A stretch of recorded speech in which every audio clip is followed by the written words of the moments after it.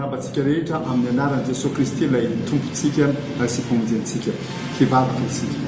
Dia Jesosy Kristy tompo sy mpamonjenay io misaotra anao zay no ny ahafahanay miaraka mandray ny teninao.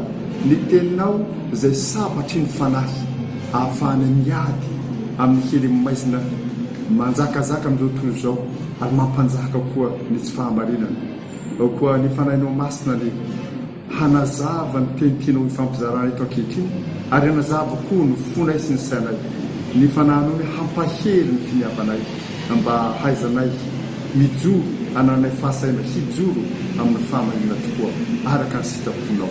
Amin'ny anaranao Jesosy Kristy velona tompo sy mpamonjenay. Amen. Ravina malala fotoana lehibe ny ahafahantsika miombom-bavaka toy izao. Fa raha miresaka vavaka isika ny fanontaniana lehibe izay tena nanidikitika ny saiko mihitsy rehefa mivavaka ny hoe inona tokoa zany zao ny tena tian'ny tompo hoentsika mivavaka. Mivavaka tsika zany zao dia ahoana aompana amin'inona moa zany ilay vavaka izay ataontsika menakavy. Ny mofonaina izay novakinay tsy ela loatra zay dia namperikeritra lalina mihitsy ao boky mpitoroteny toko fahavalo dia misy teny anankiray eo amin'ny andinina fahasivy tapany faharombana hoe amin'ny anarany tompo. Misy andro anapahan'ny olona ny namany ka ampidirany loza aminy. Misy andro anapahan'ny olona ny namany ka ampidirany loza aminy. Izany hoe raha miresaka tsy fahamarinana antsika eo anivon'ny firenena ary tsy ny firenena ihany fa ny fiangonana koa hatrany ny fianakaviana azy amin'inona sehatra misy azy ravina malala dia le olona mitondro zany le olona manapaka zany no mahatonga n'ilay hoe mampidi-doza amin'ny namany izy sa mitondra sopa amin'ny namany. Aka zavatra lehibe zany amin'ilay vavaka totsika zany vavaka ho an'ny mpitondra izany.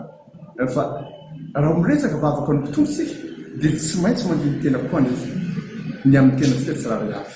Tamin'ny fivoriana izay natrianay tany Rwanda efa taona vitsivitsy rasa sady zay dia nampahasivina foana manao hoe raha mitaky mpitondra hendry sika dia tokony hanaiko vahoaka hendry. Raha mitaky mpitondra mary isika dia tokony hanaiko vahoaka mary. Izany hoe ny zavatra takitsika amin'ny mpitondra atsika dia tokony ho toetra takina amintsika vahoaka ihany koa. Ka miresaka amin'ilay vavaka zany zao raha ohatra ny miresaka vavaka tsika ravina malala ka mitetsika hivavaka ny mpitondra izao zany ny voalohany ny tokony hanomboana andaotsika hivavaka ho an'ny tenatsika. Mivavaka ho an'ny tena koa mivavaka ho an'ny tenanao ianao. Dia inona le vavaka tokony ataoko hoa mivavaka tokony ataonao anao. Rehefa mamaky ny soratra masina tsika ravina malala dia zany mieritreritra fa tokony hivavaka tsika amin'ilay hoe Jesosy engane ka mba ho zaka iosy ahy. Zany izy ry engane ka mba ho zaka iosy ahy. Fa inona moa zavatra nitranga tamin'ny zaka iosy? Ny liva toko fahasimby folo dia mitantara amintsika ny tantara ny zaka iosy. Ny zavatra hitantsika eo dia mazava. Zaka iosy dia olona niaina atao anatin'ny tsy fahamarinana mihitsy satria mpamohitra izy resaka kolikoly alatra fitiavam-bola mahatsiravina ny iainany tao. Saingy izao nanana hetaheta an'i Jesosy Kristy izy dia nanaiky handray an'i Jesosy Kristy izy. Jesosy tena nidina faingana fa tsy maintsy mitoetra an-tranonao any io nidina faingana izy sady faly nampandroso an'i Jesosy Kristy. Dia za manao hoe engane mba ho zaka iosy ahy. Ka tena alana ao anatiko mihitsy ny fifaliana handray marina an'i Jesosy Kristy. Izany zavatra lehibe voalohany avana malala fa ny toy ny fandraisany zaka iosy an'i Jesosy io mantsy dia ny fibebahany.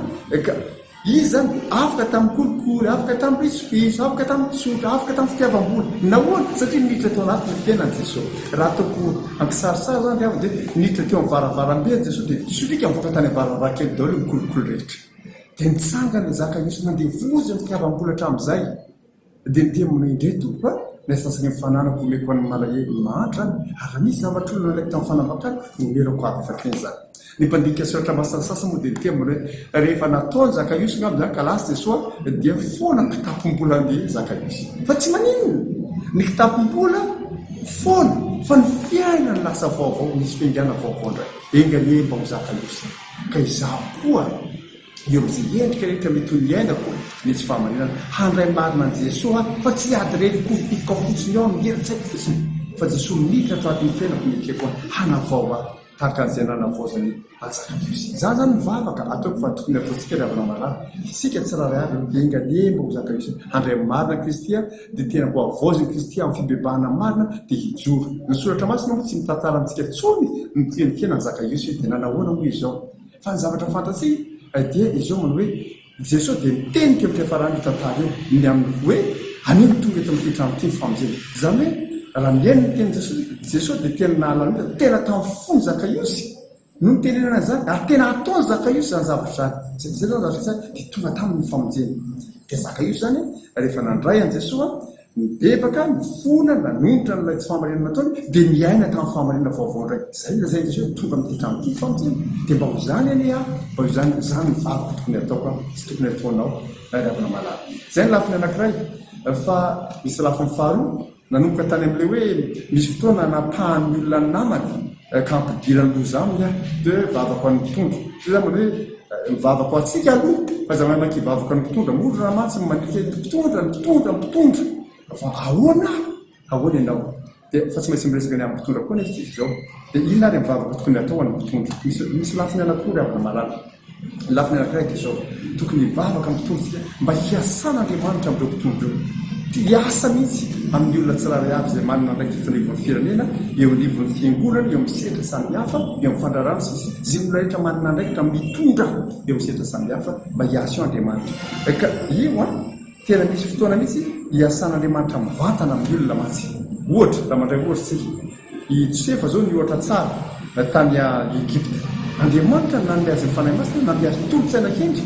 ka misy lohany aminay faharianany vahoaka na nytao Egypte na ny manerana ny tany tamin'izany fotoana zany tamin'ny losary 7 taona ka azon'andriamanitra atao mihitsy mitratsetra manolotsaina kendry ny mpitondra dia mivavaka tsika hoe andriamanitra mamidira-tsetra re ianao omeo fahendrena tahaka ny Josefa reo olona reo any dia ho mpiara-miasa aminao famonjena ny vahoaka sy ny firenena zay ny lafiny ankiray fa lafiny ankiray faharoa zao misy koa mpitondra ratsy ohatran' ny Nebokadnezara dia andriamanitra le nanomeny le nofo fantatsika zany any amin'ny Daniela toko fahatelo toko faefatra dia nanome nofo andriamanitra dia inofo iny nahatonga any Nebokadnezara hibebaka mangata andriamanitra mipira mivantana re zay fomba hiasanao amin'ireo mpitondra ao fa mba hiasao reo dia tahaka ny Josefa mety olotsaina kendry izy tahaka ny Nebokadnezara mba hampibebao reo mariny fa dia efa lozarotra natondra reo izy manapy koa dia mampididoza aminay ohatrany zany resany fa ny zavatra ankiray faharoa ravana marara dia zao afaka mivavaka koa tsika rehefa ny mpitondra mivavaka tsika amin'ny andriamanitra mba mandrary olona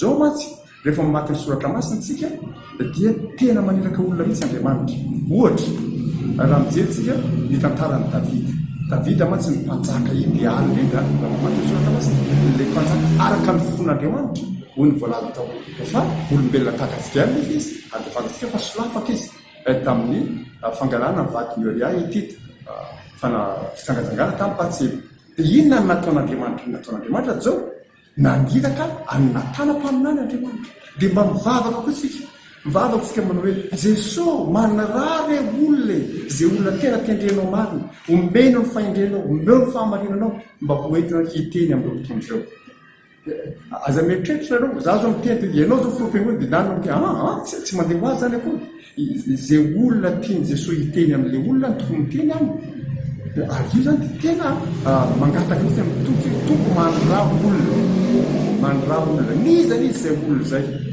dia mandraha re olona mba hiteny amin'ireo mpitondra reo dia mba hampibebaka azy fa raha mpitondra no mampididoza dia izy manapaka ny olona izy io mitoteny dia mampididoza amin'ny namany fa raha mpitondra koa rehefa no hendry dia voavonjy ny firenena zavatra voaprofo zany ravana malala ka tsy olona manana fikasana tsara fotsiny fa tena manana fanapahan-kevitra matotra sy fahasahina mihitsy hijora amin'ny fahamarinana ka dia mivavaka tsika hoe zany mivavaka atao feziko ary izy ravana malala manao hoe ndao hivavaka ny tena tsika tsirara Jesosy mba ho zaka isany andao tsika hivavaka ho an'ny mpitondra tsika amin'ny Jesosy mba hiasa mivantana mpitondra ny ianao mba holo ny fahamarina izy ireo hibebaka raha tsy mandeha amin'izany na manarary olona amin'izy ireo mba hitarika azy hibebaka dia ho voavonjy ny firenena satria ny firenena dia misandratra rehefa ny fahamarinana no manjaka eo an'andriamanitra izay dia mifinaritra amen.